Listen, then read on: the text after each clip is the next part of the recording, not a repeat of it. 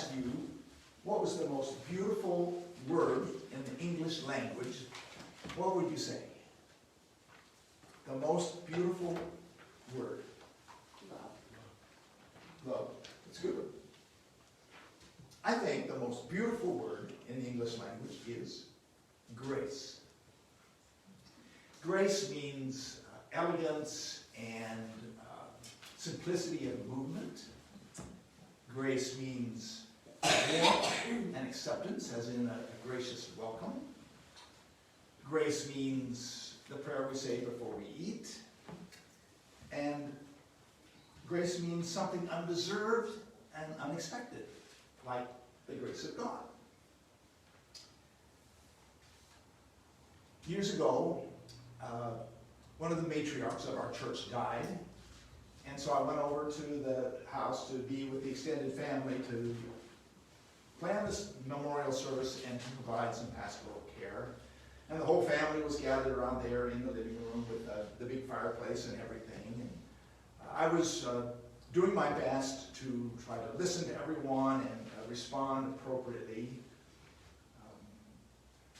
I had a cup of tea, and I reached down and looked at the cup, and it was empty, so I set it back down and carried on the conversation. There was, standing in the back of the room, there was a woman who had married into the family. She had come to the United States in 1975 with her family from Vietnam. And she very quietly circled around, and she came up behind me, and she took my cup and went into the kitchen, made a cup of tea, and just as unobtrusively set it back down there beside me. I don't think anybody even noticed what she was doing. It was the most graceful thing. That was grace, and it was gracious. Well, in our New Testament reading this morning, we hear the story of the conversion of a man named Saul. Now, Saul was a man who was neither gracious nor graceful. He was a man consumed with anxiety, kind of a religious performance anxiety. Saul had an impeccable pedigree.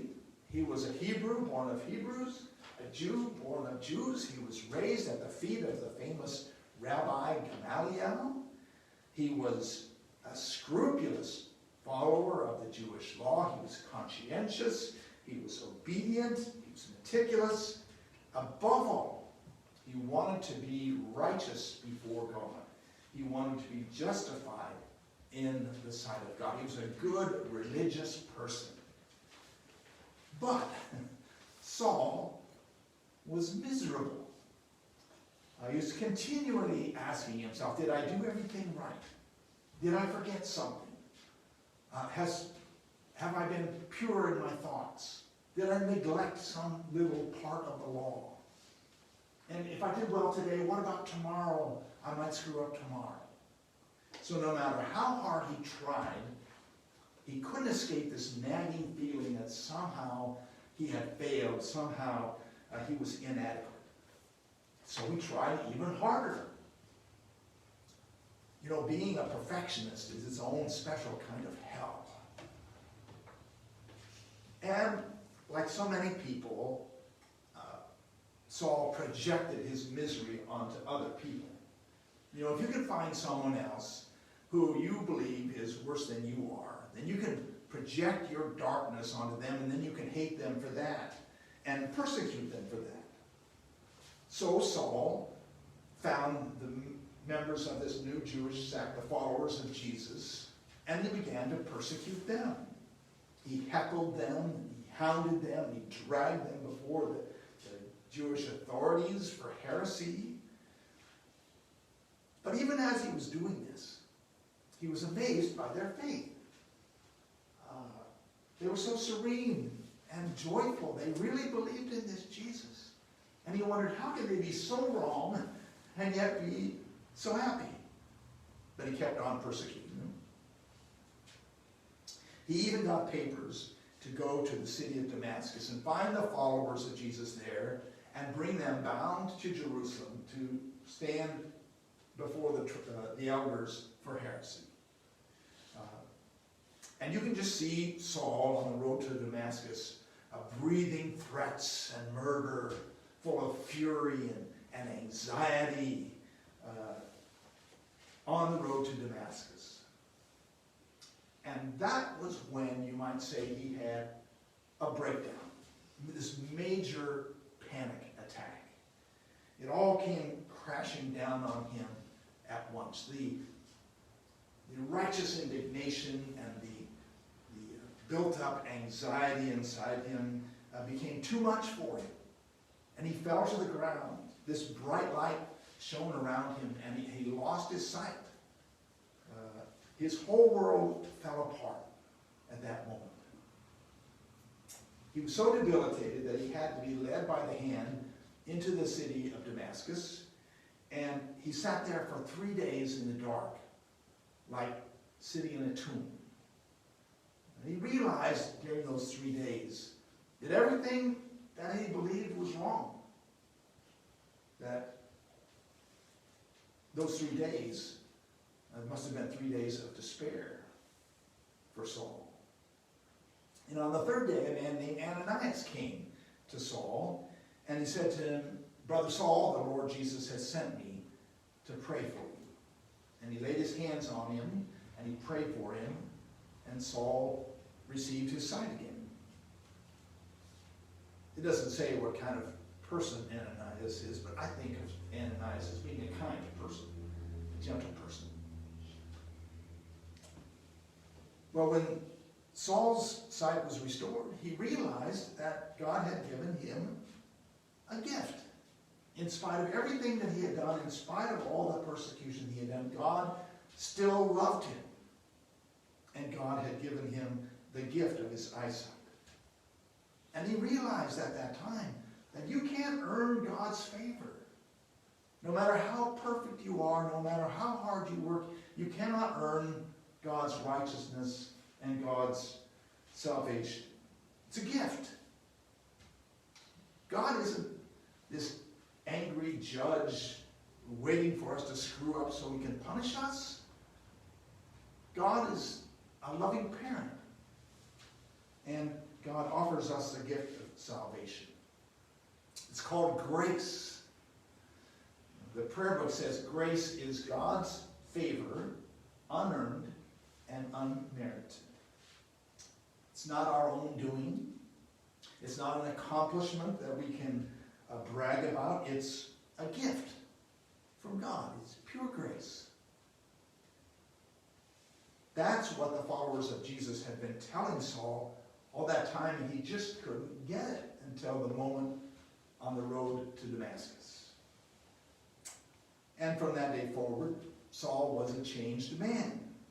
He started telling everybody that Jesus was the Messiah, the Son of God. And people said, "Is this the same man that used to be persecuting the Christians?" He says, "Yeah, that was me. But now I am a new person. I am a new person in Jesus Christ." And he even changed his name. He said, "Now, from now on, don't call me Saul. Call me Paul."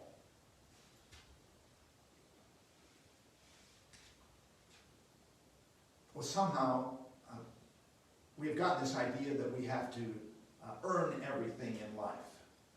We figure that if we earn it, then we deserve it.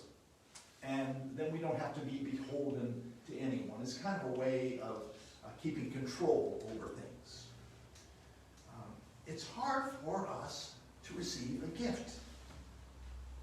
But that is what grace is. Grace is a gift. One winter, Katie was teaching in Maine, and our boys were both in college, so I was at home by myself, and the ladies at church felt sorry for me because I didn't have anybody to cook for me. And one day after church, an elderly lady asked me if I'd like to come over for dinner. And I said, "Sure, well, what can I bring?"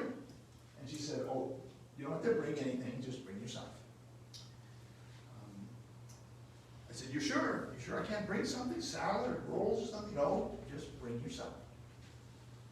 So I came over there. I was a little early, and she was still making dinner. And she said, now you just sit there in the living room, and I'll finish dinner and I'll call you.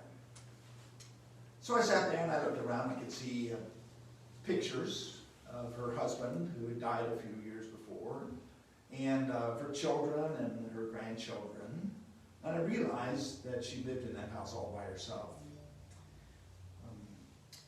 So after a while I wandered in the kitchen and I said, what would you like me to do? She says, oh, nothing. You don't need to do anything at all.